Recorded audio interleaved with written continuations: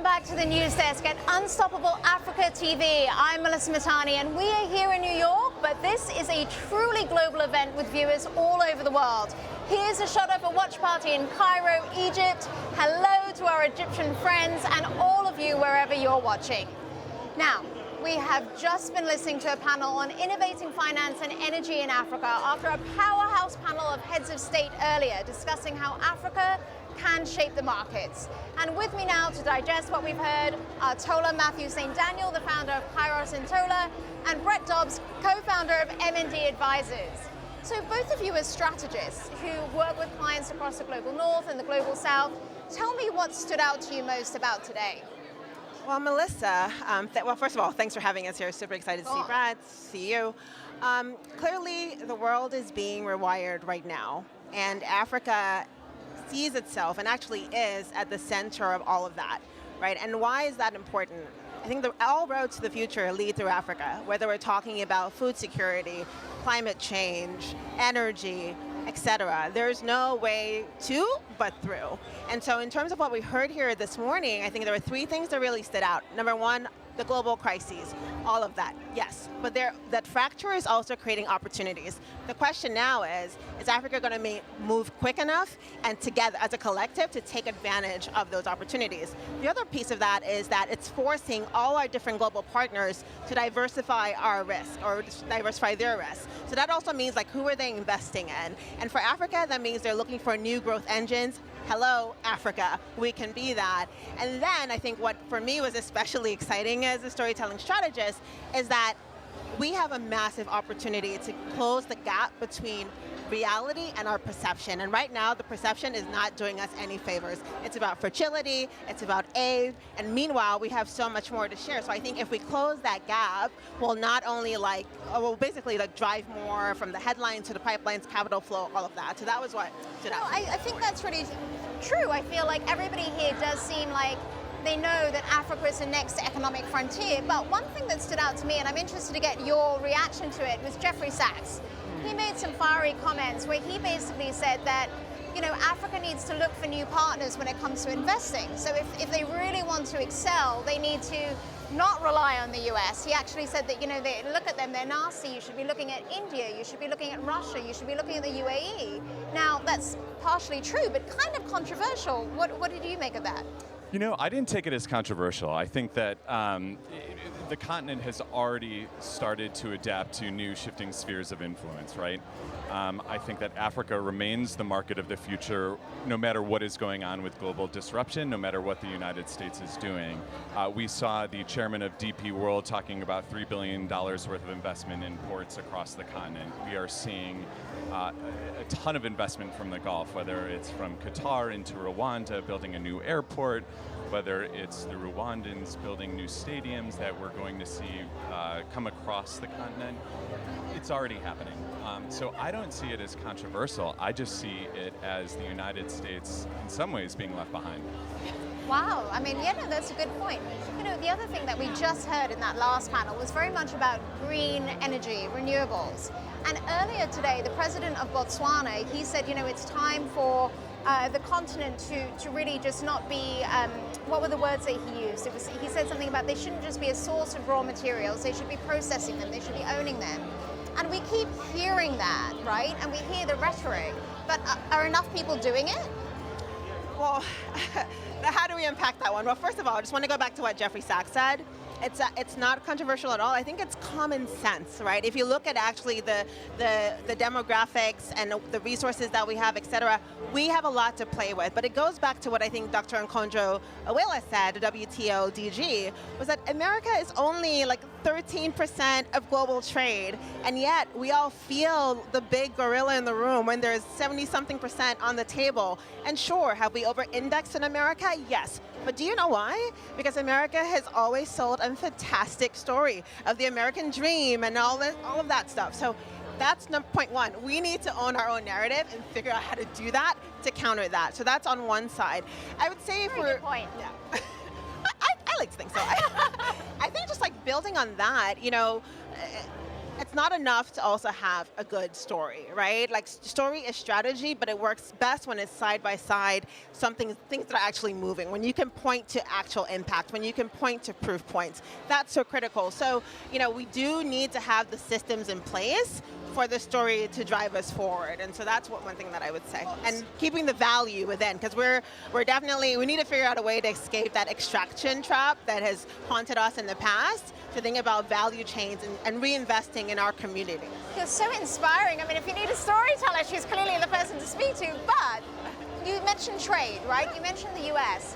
We are seeing the trade rules being torn up, right? Like here in America, going back to what you said about this is America's loss, not so much Africa's gain. It's just everything else is going on and America's the one losing out. How do you think these new tariffs and the uncertainty, how is that going to affect trade with Africa? Is this really an opportunity? Well, talking about, just to build on what Tola was saying a little bit, there's no better time for the AFCTA, right? So I think as of right now, 48 countries have ratified it. Now is the time to implement it.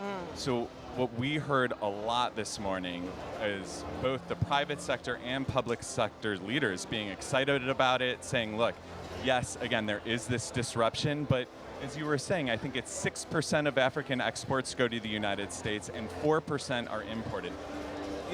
The action is happening. It's about financing it. It's about implementing it.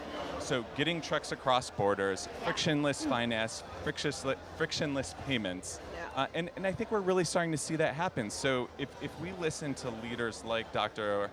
Ngozi Okonjo-Iweala and follow her guidance and follow the plan, I think that the opportunity is there to take both for the continent itself, more intra-trade, more training, more relaxing of rules that make this trade possible, and more outside investment coming in from others. And I think that's a good thing.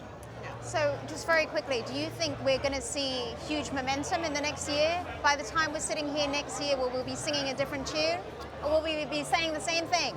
No. We absolutely have to move forward, and we're starting to see it, as Brett was saying. Like, just a couple of weeks ago, you saw the AfriPerf group come together. That is oil and gas, but we need to figure out our energy security. So, but that's African countries coming together to set their own rules, and I think we need to see that on the AFCTA.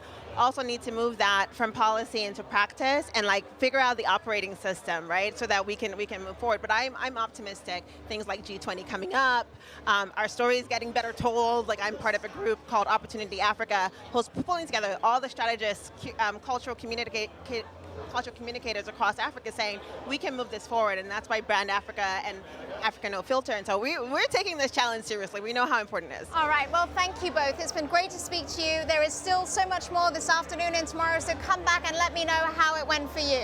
Fantastic. Thank you, Melissa. One of the other things that we saw today was an incredible performance by the UN Global Advocate for Peace. She was narrating over a film. If you missed it, take a look.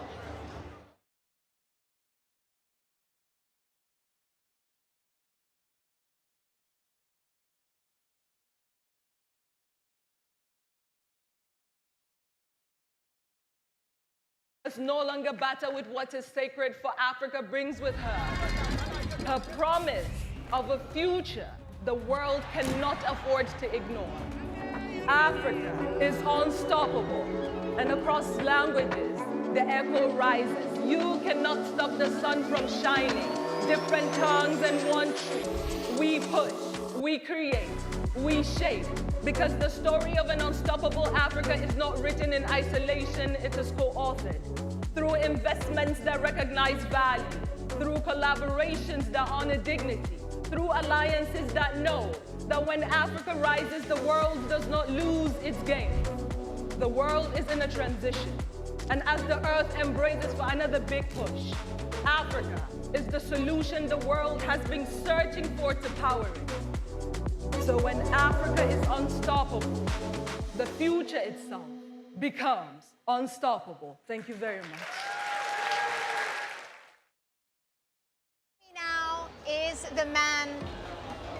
Joining me now is the man behind that film, Ernest Danjuma Enebi, the founder of the creative agency DenderWorks.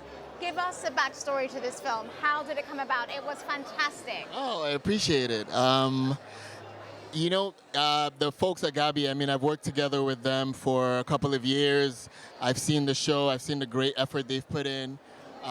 We wanted a film that talked about the history of Africa, but also the history of GABI, but from a business lens, which is an angle we've never really seen in a very interesting way. I mean, from Africa all the way to its, essential early years, before colonialism, before any of that stuff. And so we wanted to be able to tell that story, and I'll let you tell it. It looks like, the feedback has been amazing, and we're just grateful. It was an amazing, we had a good story to work with. And how did the collaboration come about with the UN Global Advocate for Peace? That's right. I've attended it for a while. I've done, we've done a lot of storytelling work with the UN, with the different agencies, both on the continent and here in the US. And so this was a natural fit. I'm Nigerian, I'm African myself. And so it was just an amazing opportunity to tell a story. It was. I'm trying to see if any of our viewers at home, if you're watching and if you have questions for him, leave them in the comments and I will be asking. This is your opportunity. That's right. That's right. One of the lines that actually stuck out to me was a line that says, quote, "Our culture is not ornament, it is power." That's right. Tell me what went into that. Like, what's the backstory there? So it really is, we want to move beyond the idea of kind of just Africa is somewhere that's observed almost, and I think it's a message mostly for us Africans. I think the rest of the world understands that, right? They know what the power of that culture. They know how to monetize these things. They know what it means. What the culture, be it fashion, be it the food, all the different elements. The rest of the world knows that. And for us, it's maybe closer to home, so we don't think in those terms, and so it's time for business, and so we. But don't you think also on the continent, like in a sense, it's what the Botswanan president was talking about. It's still so difficult for Africans to actually travel within Africa. So you're from Nigeria, so it's great for you to be proud of like what's Nigerian, but you're maybe not as familiar with other things if you can't get outside. Whereas for Westerners, it makes sense because they can go everywhere so easily, which is why we're all meeting in New York and we're not meeting somewhere on the continent. That's right. That is true, but I think there's a changing of the guard. A lot of these, as a shameless plug, I just wrote a book, Waka Waka, about my travels around the continent. Which on Friday. And which comes out on Friday. And I think the essential piece of this, and I detail in the introduction, that I'm like everybody else. I grew up in Nigeria. I was born and raised in Nigeria. It wasn't until I came to school, to university in Boston, that I ended up meeting other Africans. And that made me start the journey that is detailed over the course of 15 years, that is detailed in this book. And so I think with stories like that, part of what I'm trying to tell that story to my younger self. The more we get to connect, and it's very different now. With social media, I think Africans are more connected than ever before. They're more curious about other African countries. They're more curious because with social media, they can see this, That's right? They can see each other. Right. And so what does Africa have to do to actually try and connect people on the continent? We're talking about free trade. We're talking about how they are changing, they're trying to make it easier to trade across the continent. But it's difficult to trade. Intra-trade is difficult. Intra-travel is difficult. And it's expensive. So, there's heads of states here who are talking about it, but what in practice do they need to do? So I'm going to put on a business hat for a second. I think money goes where people are into, where there's interest. And I think the more people are interested in seeing other places, it's a matter of critical mass, right? If there are people who if there's 5,000 people who are trying to go from Nigeria to Botswana, there's going to be an airline company that sees money in that and says, you know what? Now That's a good idea. If you are a budding entrepreneur out there and you're looking for something to do, you just heard it from Danjuma. That's right. So that's what it takes. So stay with me. I know that we have the the Commissioner for New York. Please come in and get seated. We want to speak to you. But Danjuma, just before I let you go, you've described yourself as a visual storyteller. That's right. And Africa is 54 countries. It's not just one country. Right. So how do you try and weave in the tapestry and the culture of each one? That's right. So I think it's a very interesting thing. Over the course of my life in New York, there's been a lot more effort put into almost explaining the geography of Africa. Right. And this book almost it takes exception to that. It says if you want Africa, if you want to believe Africa is a country, that's fine. There's a case for that, right? AFCTA is saying that we can function as one, because there's similarities, there's camaraderie, and so there is that. There you can say we're a family. Yeah. You know that. Yeah. And so I'm not running away from that. I think the more we embrace that, but we're diverse, and that diversity is power as well. And I think we're resolving that sort of complexity and trying to hold the complexity of Africa as a continent and Africa as a country. It's a debate that I think is beautiful, that we should welcome both sides of it. I don't want to run away from, Africa is not a country. I don't care. Yeah, it's a country. I love that. Thank you so Thank much, you so and I much. appreciate having it. you on. Yeah. Well, we are broadcasting. Make sure you go by there. We are broadcasting live from New York, and I am delighted to be joined by a representative from the New York Mayor's Office, Commissioner Assata Kamara. Thank you for joining me. So you are the Commissioner for International Affairs, but you are African. You are from Guinea.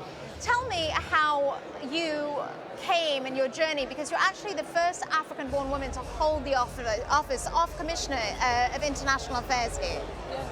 Thank you so much, first of all, for having me. Of course. And I will actually say that I'm the first woman African-born that is the Commissioner for International Affairs, but also to ever be a commissioner in the 400 years of our city. All power to you in our city. This is a huge milestone to have one of us in this role and to be the one that gets to represent the city of New York to the world. And you know that our city, we are the global city, and when people think of the US, the first thing they think about is Times Square, it's New York City.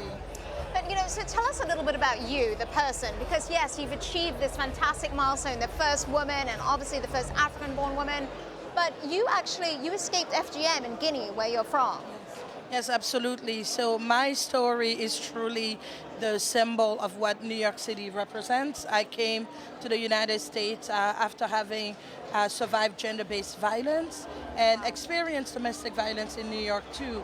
But I worked very hard, started in philanthropy and in nonprofits, and then finally entered government. And I've been with the city of New York for nearly a decade now, working to represent our city and our equities to the world. And actually, in this past decade, you have addressed global issues such as equity, sustainability, economic development on the local policy level. What can the local perspective teach us about solving global issues? So like, the micro issues and taking that macro. Yeah. It's incredibly important to ensure that local governments are a part of the discourse when it comes to everything that's going on globally, because we feel it first. When you look at New York City, we just went through an asylum seeker crisis, and as a city, we had to quickly house and take care of hundreds of people that were fleeing bad conditions to come to New York. So local and regional governments are integral to all of these issues. We do a lot of work on the Sustainable Development Goals. My office, we created the Voluntary Local Review, which enables governments to actually report to the UN on how they're doing on the Sustainable Development Goals, but on these critical issues. Well, you've managed diplomatic incidents and emergencies involving foreign-born New Yorkers for nearly a decade, right? That's how long you've been there. What is your perspective on the Africa-America divide and some of the rhetoric we're hearing about people who aren't born here? Listen, I am coming from the Republic of Guinea, and when I came to the US then, in 2001, being from Africa was very challenging. But I think that as a continent, we've done a lot to change the perspective and the perception of Africa. Now you walk around, even in New York, you hear the Afrobeat. So our culture has really helped us to get a better understanding of our continent, but there's still more work to do. There's a lot of misunderstanding about the power of Africa, and as the city of New York, we are working hand in hand with African countries, because we know that when Africa is prosperous, we will also become prosperous, and we will actually be able to achieve our goals in our city. Wonderful. Well, thank you, Mayor. It's so sorry, Commissioner. You promoted me there, not you know, I mean, listen. Sometimes, if you could say something that's a little seed, and maybe one day you will. Yeah, absolutely. But we really appreciate everything you do, and it's wonderful to hear from you. Well, you were just mentioning the Afrobeats. And one business that is actually booming in Africa that is an American transplant, I would say, is the NBA. NBA Africa launched in 2021, and it focuses on growing basketball through initiatives like the Basketball Africa League and some other corporate programs. Take a look.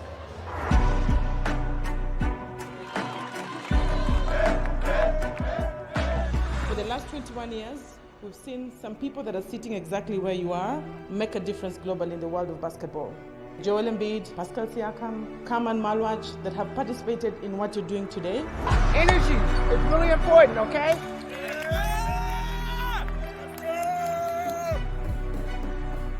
It's been an amazing journey, an amazing experience, coming every year and then seeing all these kids grow. I'm very excited because, I worked so hard to get here, and it's been one of my long-term goals to be here at Basketball Without Borders. This camp is going to be very competitive, and I expect this camp to grow me in my basketball career.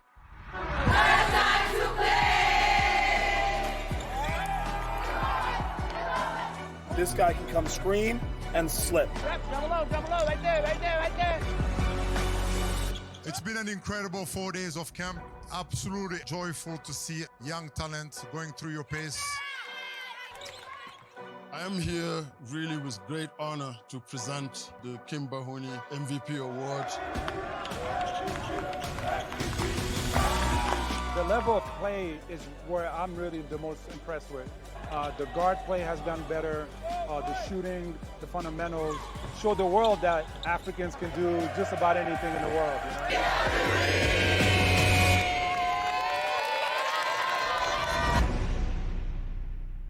know? All right, well, Ms. Claire Akazami, you are joining me now. You're the CEO of NBA Africa. We are just seeing that NBA Africa explode. Tell me about how it's going on the continent. Basketball in Africa, I would say, is at an all-time high.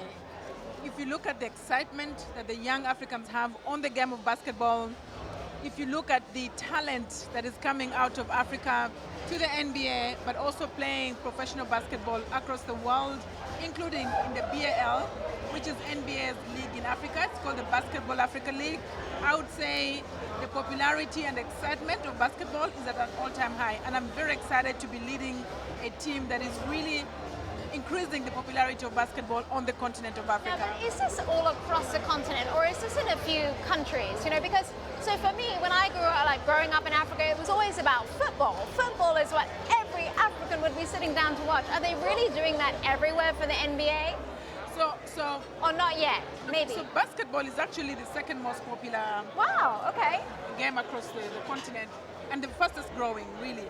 And if you look at a team or a league that exists on the continent where Africans can actually follow a league, there's no other league like the Basketball Africa League of any sport, where you have Pan-African teams. Every year we have about more than 20 countries that participate in our league. We have the top 12 come to the BAL, and then we crown a champion. We've been doing the Basketball Africa League for 5 years now. We're going to the 6th year next year, and we've seen growth. From the first year that we had people come to watch games in the arena, we had a total of 45,000 people. Last year when we finished, we had 140,000 people. 3 times growth in less than 5 years. That's amazing. That is the growth. And it's also because it's not, obviously there's a sport, but there's everything that goes with it. So you've got like the franchises, the marketing, the food that goes, alongside these tournaments. Exactly. The influencers. Absolutely. So we like to say it's more than basketball. Yeah. One of the reasons that basketball is very popular among young people is that it's a fusion of fashion, of culture, of music, and all of that integrated or enabled by basketball. But we've seen the impact of the economies that host the BAL. We had a study that we did last year that showed that we had contributed $250 million in GDP, especially in the 4 countries that host our games. And when you say economic GDP, we're talking about the game of basketball, you're talking about hospitality, tourism, aviation, security, transport, creative sector, all of that coming together and earning income because basketball has happened.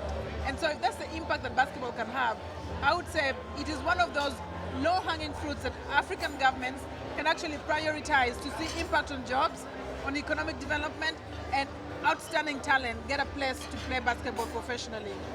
And so talk to me a little bit about women and basketball, because you're the CEO, you're a woman, which is fantastic. We need more women in leadership roles. But are girls getting involved? Are they actually getting involved in the sport, or only the things around it? Let me tell you why we need to do it. We want to see more girls economically empowered in the world. We want to see more leaders that are women in any industry and any sector. Yes, yes. But guess what? Ernst & Young found that 94% of women who were C-suite leaders, CEO and the equivalent, had actually played team sports when they were young in high school. What does that tell you? That if you want to be a leader or a CEO, it actually helps to play team sports because that teaches you leadership skills. It teaches you confidence. It teaches you resilience. It teaches you communication. It teaches you teamwork and teaches you goals and how to go against your goals. All those things that you learn in sports actually help you as a leader. And so if you're talking about empowering women leadership, sports is a very good way to do that. And this is why we do what we do now. Specifically what we're doing on the continent, we have programs that are very women focused.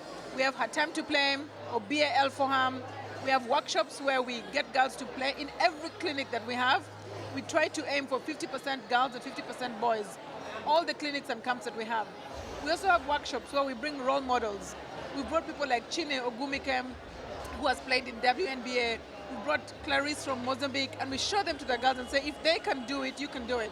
And that is where the career guidance begins at a very young age, so we can have more women not only playing the game of basketball, but also professionally engaged in the game of basketball. I love that. If they can do it, you can do it. So do it and let us know what you think. All right, thank you so much for joining us. It has been a pleasure. Well, we are asking you guys at home to tell us what you think makes Africa unstoppable, because we are Unstoppable Africa TV here at the Unstoppable Africa Conference. We've been asking people from all over the world to tell us. Take a listen to what some of them said. Africa, what a continent, shaped by years of resilience, moving forward with innovation, with ingenuity, with hospitality, with resources. Africa's youthful population is going to provide the labor force of the future. It's going to provide also innovations for the future. That makes Africa unstoppable. I look at football teams in Europe, and so many Africans and people of African descent make up their teams in order to make them great. We are truly great, which is what makes us unstoppable. The ingenuity, the entrepreneurship, the really hard work of lifting for peace, for security, for development. And so for me, I know that with our solidarity, we will make the Africa 2063 agenda work, because Africans are unstoppable.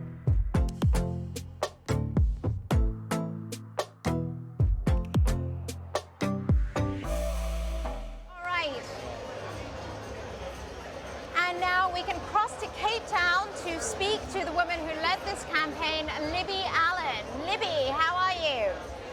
I'm very well, thanks, Melissa. How are you? I am good. So tell me about this campaign. Tell us about how it came about and the campaign goals.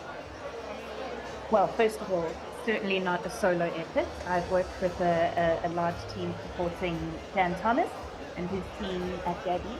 The Unstoppable Africa campaign started with one very simple question, and that is, what makes Africa unstoppable to you? And it was really an experience where we have handed a microphone over to GABI's community online, and through GABI's social media, we challenged people, our connections and our network, advocates for Africa, advocates for investment into Africa, and we asked them, either in writing or video, to answer a question, what makes Africa unstoppable to them? As they shared their views, they challenged peers to share their own, and we've just seen it spread across social media, and it's become a movement. And what were some of the results? How many responses did you get? Well, we've been running the campaign for just 54 days, and we've had close on 120 videos in response. But really what's been amazing is seeing how many people have engaged with those pieces of content. So through GABI social media platforms themselves, we've got close on 10 million unique views, and through mentions of the campaign, we've got an additional 4 million views. GABI's gathered an extra 5,000 followers over the last 54 days. So we've just seen this community of people who are really invested in the message, passing it to each other. That's amazing. So I am very jealous that you're in Cape Town because it's one of my favorite cities in the world. But I have to ask you, what do you think makes Africa unstoppable? You know, so much has been said today already about the youth. And for me, it's youth, whether they are in energy, as we've heard, whether they are in the arts, whether they are in sport, whether they're in tech. It's that vibrant and almost rebellious, defiant energy, saying we are going to find a solution. We're not going to be held back. We're going to be included. And I think that for a continent that has had so much taken from it in terms of art, artifacts, expression, we're now seeing this generation of young people, and there are so many young people who are reclaiming, reinventing, and bringing their heritage into their modern forms of expression, and it couldn't excite me or educate me more. That is amazing and so exciting. So for people who want to get involved, what do they need to do? Well, first of all, our team is busy sharing content as we speak. On GABI's social media platforms, we're concentrating on Instagram and LinkedIn. We are at Global Africa Biz. We are asking you to share your view, whether it's in writing or posting a video, and we're not looking for amazingly produced video here. We want real voices. Tell us what makes Africa unstoppable to you. Include the hashtags UnstoppableAfrica and GABI, and challenge your network to do the same. Wonderful. Well, thank you so much. Thank you for this beautiful campaign that you've started, and we want to hear what you guys think makes Africa unstoppable, so send us your comments. Now, Libby was talking there a little bit about solutions, and one of the areas where Africa really has a chance to be a solution to the rest of the world is green energy and sustainability, made famous by the likes of Jane Goodall. We have a small clip. I first decided I wanted to go to Africa when I was, I think it was 8 years old, and I read one of the Dr. Dolittle books where he rescues animals from the circus and takes them back to Africa. And then that dream of going to Africa became very real when I read a book called Tarzan of the Apes. Not seeing the movie, no, there was no movie about Tarzan then, and there was no television either. So I read the book and fell in love with Tarzan, Lord of the Jungle, and silly man married the wrong Jane, at least I think he did. Joining me now to talk about the green energy sector and sustainability are James Inyupe, the former economic advisor to the president of Namibia. We just heard him on stage talking about green hydrogen energy, and Alice Machira, the vice president of Africa programs at the Jane Goodall Institute. Welcome, both of you. You have a microphone. Good. Hey. So, James, you built Hyaluron. Is it pronouncing it correctly? Yeah, absolutely. Oh, good. Well And done. it's Namibia's first green industrial product since independence. So tell us a little bit about it. Absolutely. So as mentioned on stage, what we did is we took renewable energy and made hydrogen, right? And the focus was, could we export the hydrogen? And we said, no, we can keep the hydrogen in Namibia. And then we imported basically iron ore from our neighbors in South Africa. And we used that hydrogen to reduce the iron ore and make something called direct reduced iron. It's basically little briquettes like this, and you can use that as an ingredient to make green steel. We're doing many other hydrogen applications in Namibia, whether we're doing dual fuel trains, making fertilizer, or actually even fuel for clean ships. The key thing is we've recognized that green hydrogen can be a key ingredient for decarbonizing hard-to-abate sectors and building new industries from scratch in Namibia. The High Iron project, without a doubt, is one of the most innovative projects in the world of its kind. Well, you know, innovation is a really key thing, because we heard from the president of Botswana earlier. He was saying how Africa shouldn't just be providing these raw resources, it should actually be taking some ownership. And one of the things that you're doing is, like you said, it's not just a path to sustainability for the country, but it's also economic independence, right? Absolutely, and so one has to remember, before I became a green hydrogen commissioner, the job was economic advisor to the Namibian president. Right. And the discussions we had with the president were, how do we diversify Namibia's economy and get it away from just relying on exporting minerals, right? And so we realized that the world in general is moving more and more towards goods with a lower carbon content, right?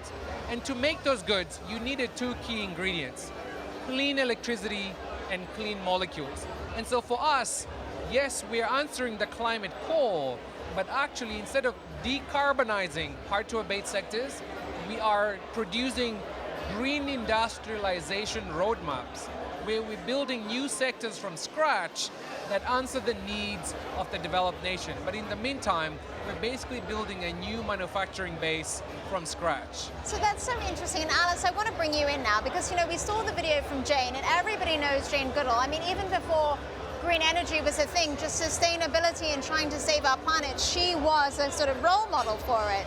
Now, in terms of sustainability, you've been working in Africa for years. Have you seen attitudes around sustainability and now renewables and now green energy? Have you seen a shift? Absolutely, especially where we work. You know, one of the things is communities have been part of the environment. They have been involved in conserving their resources. But because of the increase in population, you know, challenges in the environment, they've also been involved in some destructive activities. Agriculture, right? Agriculture increases or deforestation increases, but we've been working with the community so that they can be part of the solution. Yeah, so that they are part of the solution, so that they can see their sustainable livelihoods also increase. And you did a lot of this with land, right? Yes, so we did a lot of work with land, so we worked with the communities so that we could help them implement the government policy so that their land tenure could be secured. Yeah, so villages getting village land use plans, which makes them know that they own this land. And then not just at the village level, but also working with individuals, especially women, so that they could access their own titles, what we call customary titles. So that also gives them security in the land, which means then you can also help in terms of investing to increase productivity on those pieces of land, and they see their own investments. Right. So we've done a lot of that work, and we've been seeing a lot of growth in terms of sectors like agriculture, but also honey, exporting honey. So products that would, you know, maybe not fetch that much money, but increasing that productivity. Because it's kind of funny, you know, so I grew up in Zambia, and it's funny to me in a sense, because actually Africa has always been doing things in a very sustainable way, right? It was just a way of life. And it's almost like we stopped because of Western companies that came in, and now we're sort of going backwards. It's kind of this weird cycle. I mean, this is really an opportunity for Africa to, as you said, really own it, the economic empowerment. And what are some of the barriers that are stopping that happen? Because opportunity is clearly there, but it's still not very straightforward. There still feels like there's obstacles. So you know what's super important for me is, as we were building these very, very innovative things, I mean, to be honest, we have a group in Namibia called Namkanda, because what we're building reminds us of, you know, the Wakanda movie, right? Yeah. And so what we've realized, whatever we're building in Namkanda, you need your neighbors to be switched on in the same way. Right. So out of the innovative approaches in Namibia, we're now building something called the African Sustainable Industrialization Institute. And the idea is to take all the learnings from Namibia and share them with our presidents from Botswana, Kenya, South Africa, Angola, Nigeria, and to start making sure that the ecosystems and the industrial classes we're building in Africa are competitive, not just against each other, but competitive against what China is doing, competitive against what Australia, the United States, and Europe are doing. And that's one of the things that I now want to make my next chapter about, is how do we go and strategize at a continental level using our God-given endowments, cheap renewable energy, and then start making a plethora of products that we are naturally endowed to compete in. Cobalt in DRC, Zambian copper, Namibian has rare earth elements. And how do we process those elements with good renewable electricity and molecules and reduce our Scope 1, Scope 2, and Scope 3 emissions? Yes, for climate change, but really to be able to kick behind in the industrial classes across the continent and sell goods that are sustainably competitive. That's really the play for me for the next few years. It's really interesting. Well, thank you both. We really appreciate it. It's been fantastic to speak to you, and I think that sustainability and renewables is going to be a huge opportunity for Africa. Okay. Now, we've been getting a lot of questions in for our next guest, Winter Zesu, who's most famous for making people angry. Take a look. Thank you, guys. Excuse me, can I get a matcha, please? Unfortunately, we don't have matcha. Do you want anything else? No, I'll get a matcha, please. Thank you. Sorry, Mom, I think you didn't hear what I said. We don't have matcha. We have coffee, tea.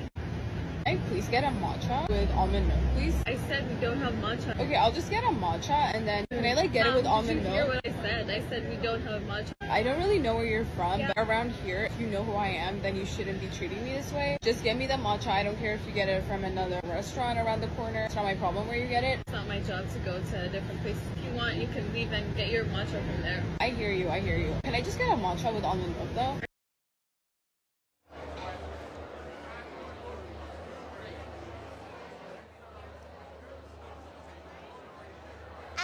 Winter joins us now. Welcome. So I have to say, like, you know, it's so funny watching some of your clips because, I mean, you've made a living off making people angry. Yes. I mean, Sorry. You started doing this just on your gap year. Like, tell us how it came about. So I went to college in Kentucky and I was pre-med.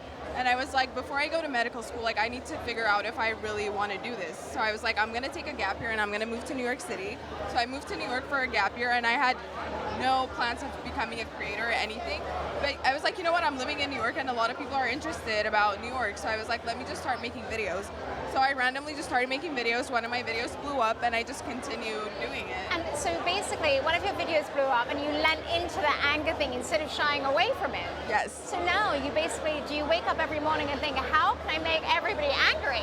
Not like that, but I will always be like, how can I create something that's kind of a little controversial because I feel like the algorithm really does love that. So I'm like, what can I post about? It could be like, because a lot of people do love like the controversy thing where it's like they're in the comments fighting. Like, is this the right option or is the other one the right option? So I understand that the algorithm does love that. So I just wake up and say like, what can I talk about today that can start conversations? But so one of the questions we got, and we are taking questions from our viewers, so please leave them for us because we really want to get your questions answered. On that note, a viewer left a question, and I'm just trying to bring it up here. She said, how does it feel to deal with all of the hate? Like, do you get sensitive from it? This was Eve's Luxio sent in this question. So she also said you're gorgeous, but she was curious how you deal with stress or hate. What's the answer? You know, I used to care in the beginning, but now I'm like, I do not really care about the hate because I know I'm playing a character online. So you can, it's like when you're watching a movie, you can love or hate a character, and that's fine. So I'm playing a character, you can love or hate that character. A lot of people get angry and they're like, what is this? And a lot of people are like, wait, I love your confidence. So I'm like, I just try to stick with the positive, and I'm like, even if people, because not everybody's gonna like you and what you do, so it's like, I'm just gonna stick with the positive, and you know, I'm just gonna do me, and the hate is just, you can't avoid hate, so. Why do you think rage bait is so effective on social media? Because it starts conversations, and the comments just, people love, I guess, not arguing, but like, if they have an idea and if someone has a different idea, people love having conversations about it, and that's where the comment section comes in, and that's when they're having more and more conversations saying like, what is the right thing? Is this the right thing or is this the right thing? And the video just goes viral. I mean, and they're also arguing amongst each other, you know, Yes. which isn't always a good thing. But let's talk about social media as a whole, because it's a blessing and a curse, right? And there's a lot of young people who are out there who are watching what you do and thinking, okay, this is something that I could do. Is social media an avenue for African entrepreneurship, or is it almost, you know, a negative thing for young people? Is it kind of giving them a false hope that they can get rich quick by becoming an influencer? of course, there's a lot of answers to that question, but there's a lot of opportunity, like more opportunity that people have not tapped into. So every time someone asks me, I'm always going to say yes. There's so much opportunity on social media, and I think people thinking like, oh no, this is too good to be true, are the ones that are not taking advantage of the opportunity. So I'm always going to tell everyone there is way more opportunity than people can think, you know what I mean? So it's like, I'm always just going to say, yes, there is a lot of opportunity, and start posting, because you never know how it can change your life, because it definitely changed mine. Talk to me a little bit about the business side of it, right? Because, you know, being an influencer, creating this content, you've got to strategize, you've got to think about what you're going to put out, you know, you've really got to actually plan it, you've got to film it. There's a lot of work that goes into it. No, it is a lot of work, and when I first started, I was just posting whatever I wanted. There was no strategy behind it, but over the years, I have learned that if I want to monetize properly, if I want to do brand deals and make more money, essentially, I do need to strategize, and I have kind of like lessened the super rage-baity videos and kind of have made the rage bait just the intro for my videos, and kind of transitioning into like a lifestyle content so I can monetize properly. Okay, so last question as we leave. You are from Ethiopia. Yes. And another comment that we got in is how does it feel being an inspiration for Ethiopians? It feels amazing, honestly, because for me, it's like whenever I wanted to do things, I'm like, is this really possible? Because I don't see people that look like me doing these things. So for me, that almost like that's like my motivation, is like, if I can do this, if I can show people that it's possible, the fact that they can get up and do the same thing, and like the fact that I know I am inspiring a lot of Ethiopian people almost motivates me. And I'm like, if I don't feel like filming a video today, I'll be like, you know, I know if this video can touch so many people and inspire a lot of Ethiopians, and I'm always incorporating like my Ethiopian, like going to Ethiopian restaurants and my Ethiopian culture, because not a lot of people know about like all the culture and everything that is in Ethiopia. So it feels amazing to be an inspiration, and yeah, I'm like so happy. I have more questions for you, but we're going to have to catch up after the show, because there is still plenty to come. Winter Zesu, thank you very, very much. Thank you so much. So as I said, there is still plenty to come this afternoon. We're going to be talking about turning disruption into opportunity, how business navigates a new world of trade. We're going to be talking about investment opportunities, food, the digital divide, including advancements in AI. But despite all of that, what most people seem to be talking about this afternoon are the fiery comments made by the economist Jeffrey Sachs earlier. If you missed them, here's what he said. So what is holding Africa back from achieving the sort of industrial and economic success that China and India have achieved? Nothing's holding it back. Get a plan, a strategy, implement the Africa Continental Free Trade Area, build the physical infrastructure, go to China to build your railroad. I'm telling you, it will be built immediately. Don't listen to the United States. Oh, you can't have China there. They're dangerous. The U.S. is a slow-growing part of the world. It's protectionist. It's nasty. Sorry. I'm sorry.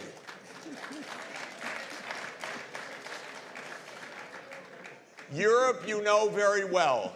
You had 300 years of experience. That did not go well for us. No. Honestly, you have so many friends and new partners. India's booming. They're great at IT. Bring them in. They have an India-wide IT system that means We're working with India to build a rail track in DRC. To do what? India to build a rail track in DRC. Yes. Yeah, okay. Yeah. Good. Okay.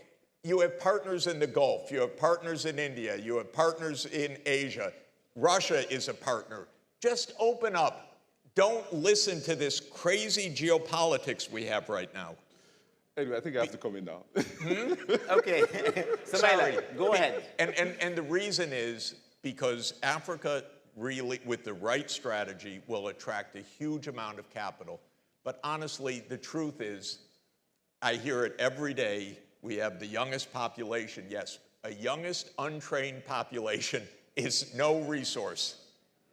It's a headache. Let me tell you what a young, highly educated population is the dynamic heart of the world economy. So I'm a pedagogue, 45 years as an educator. Work with me. Let's educate young people in Africa. Get them online. We can get everyone educated. All right, Samelek. Well, joining me to share his perspective on all of this is the serial entrepreneur, Tony Ndungu. He's the author and host of My African Startup Story, the founder of Kaitabu Tribe Nation and Africa AI Hub. Sorry, I completely minced my words there as I saw that.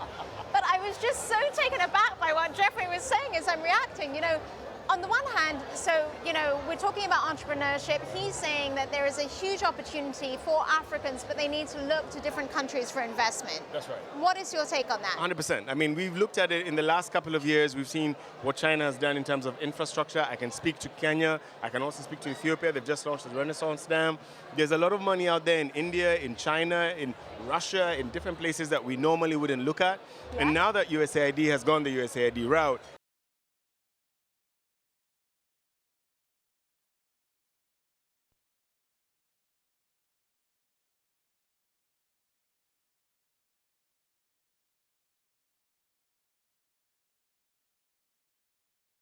and make money where the money is. And I think Africa is where the money is. That is a huge opportunity. Right. The other thing that he said that was quite controversial was that Africa has a huge young population, which is true, which is an opportunity to some people, but he said they're uneducated and therefore they're not a resource. Now that's a little harsh, but it is kind of true. He's saying we need to invest in education, right? That's right, yeah.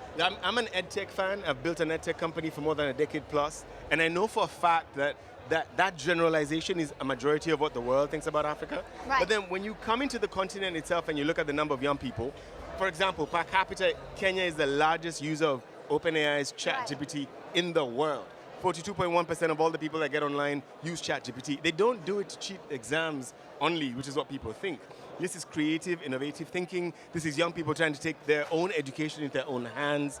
And I don't know if a sweeping statement like that, even if it's from Jeffrey Sachs, who I think is a friend of Africa, is an accurate plan. But we do need to do a lot about our education systems, without a doubt. We need to reframe the way we think about learning, and we need to prepare what will be, by 2050, a quarter of the world, because a quarter of the world is going to be African by 2050.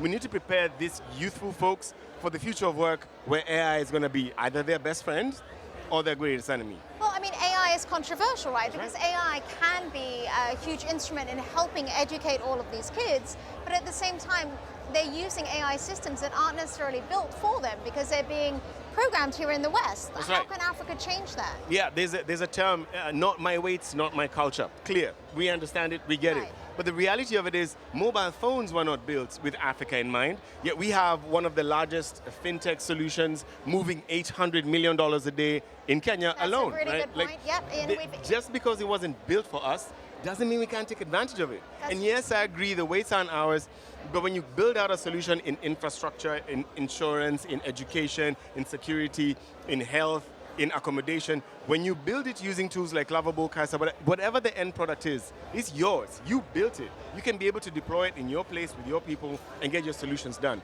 I think of all the places in the world where regulation is not constrictive, where there's a need in terms of demand and supply, where there are customers willing to pay, and there are platforms and infrastructure that allows them to do so, Africa is easily, by far, the best place for AI to show proof of cause and build business cases that are going to scale. I mean, I love your optimism, and you're so right. And your podcast, My African Startup, I was looking at it last night, and it really highlights the raw, true stories of various African entrepreneurs, and you don't sugarcoat it. You don't make it seem like, oh yeah, everything is great.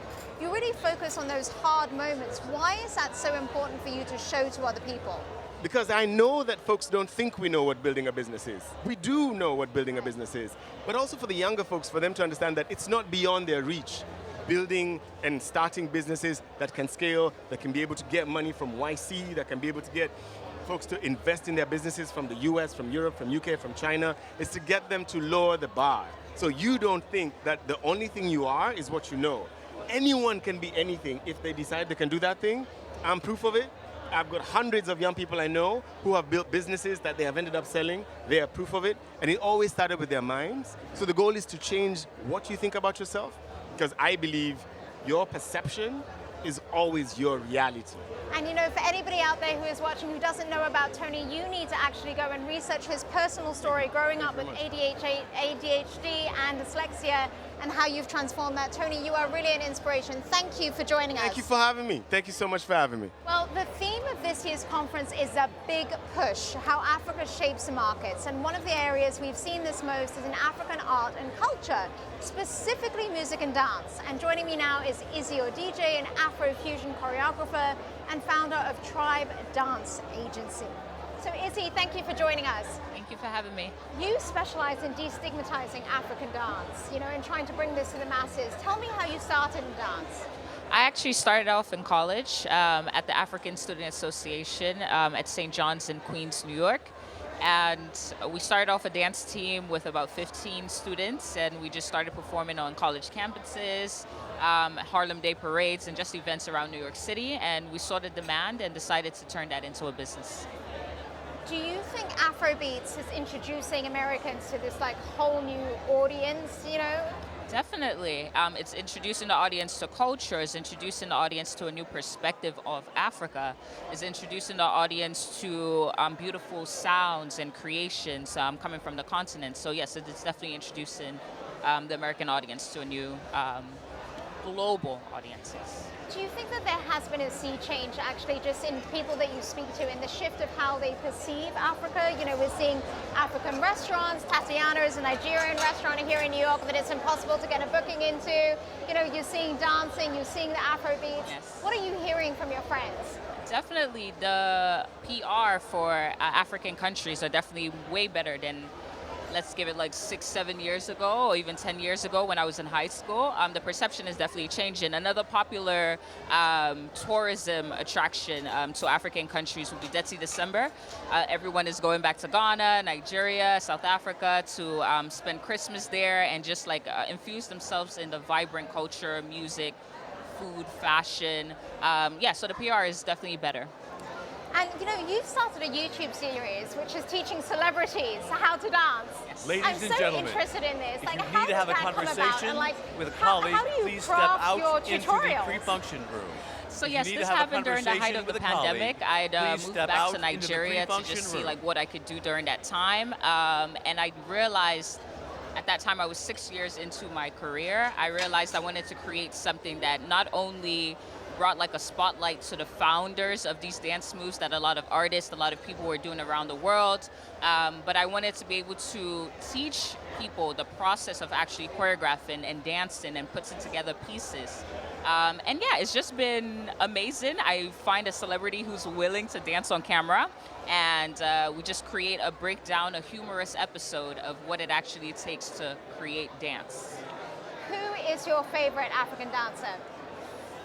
Ooh, that's a hard question. That's a hard question. My favorite African dancer, off the top of my head, I would say Limpopo Boy from South Africa. Why? He's amazing. Raw South African survivor energy.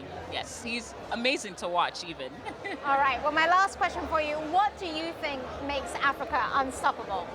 I think what makes Africa unstoppable is community. You know, we have the famous saying from South Africa, Ubuntu, I am because you are. Yeah. So community makes That's Africa wonderful. unstoppable. Well, thank you so much for joining us. Well, on that lovely note, you know, it is about community, and a big focus on what makes Africa unstoppable is this video that went viral. Take a look.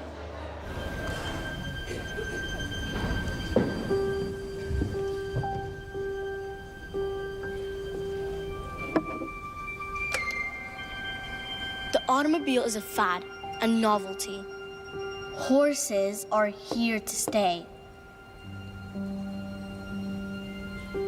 I think there's a world market for maybe 5 computers. Women cannot do men's work. Sustainability is important, but we have more urgent issues. History has taught us that the leaders who succeed are the ones who meet the needs of the future by moving forward. To achieve the Sustainable Development Goals by 2030, we need forward thinkers. Those who see the SDGs as a driver of growth, not reputation, who are busy making progress, not just pledges, who know sustainability is the future, not a trend. Because right now, only 15% of the SDGs are on track for 2030. Some are even moving backwards. And the majority of businesses aren't setting bold enough targets. Forward Faster is here to guide companies on the areas where they can make the biggest, fastest impact for 2030. Because sustainable companies give us the best chance of achieving the SDGs. But we need you to take more ambitious action.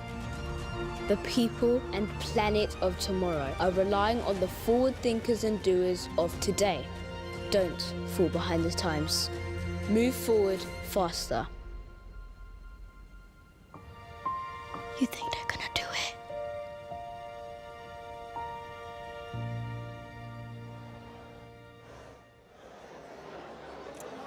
Well, now a new addition to our show, 15-year-old Eliane Chilston, who is better known as the Tree Girl of Africa, and her mum. Hello, Mum. Hello. Hello. Now, Eliane is Africa's youngest climate finance and health champion. And we were standing over there by the content studio when I started chatting to them, and I was like, you guys have to come onto my show, both of them. So, Eliane, you're 15, as well as trees that you started when you were 4. You've written books, you told me, and now you're getting into AI. So start from the beginning.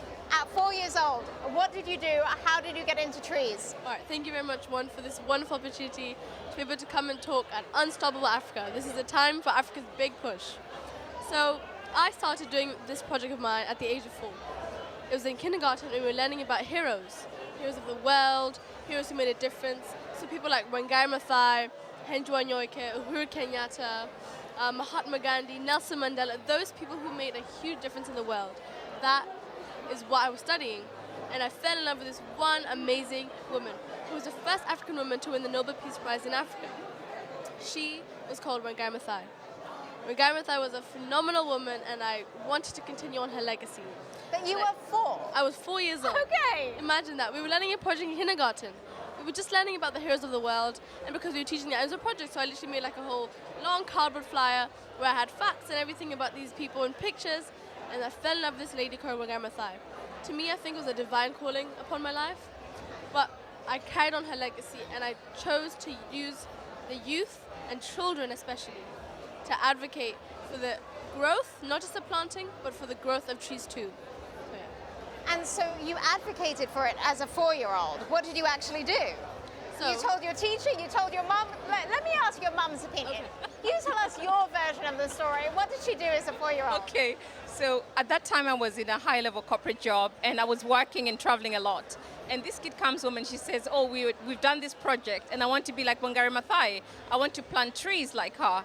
And I was like, oh my God, exactly what I said to her, that will never take you to Harvard. And then, because Wangari Maathai had suffered a lot from planting trees, and she's really protected forests in Kenya, I said to her, oh my God, you might end up dead, I mean, she died from something else, but she was really affected by the, protecting the tree planting. Hang on a second, she was 4. I mean, a 4-year-old coming and saying something like that, which is amazing. Right. I really think it's amazing. I'm just imagining if a 4-year-old came in and said, I want to do something, you don't think she's actually going to go and advocate and then be planting trees with Sando, Jambo, and all of these other people.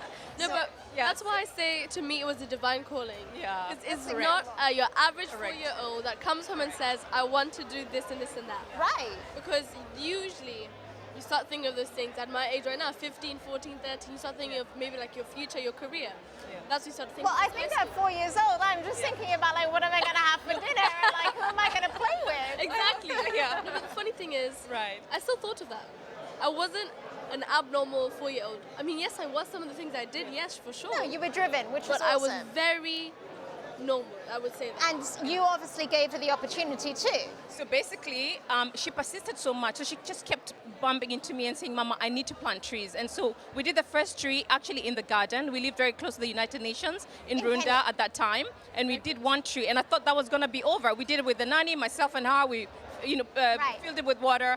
And then she said, no, I want to plant more. So then we went to Karura Forest, we did 10. And she said, I want to do it with my friends. Then we did 30. And then as she says, 30 became 40 and 40. And now you're at what? 1.3 million trees. Together with other children. Together with me and many other children. Around the 7 different countries. Schools I've worked with around different countries in Africa.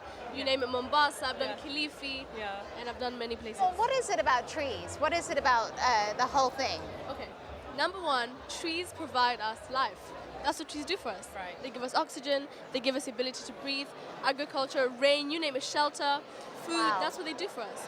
So my passion for that was just to make sure that these trees have a meaning in our lives, and we're growing these trees for the betterfying of our futures and of our countries. Oh my goodness, well, I wish I could speak to her more, but we are moments away from the second half of programming. But Eliane, she's planted trees, she's now getting into AI, she's written 4 books. Go and check her out. So we're going to get back to the main stage for a great afternoon. Stay tuned. Thank you very much. Thank you very much.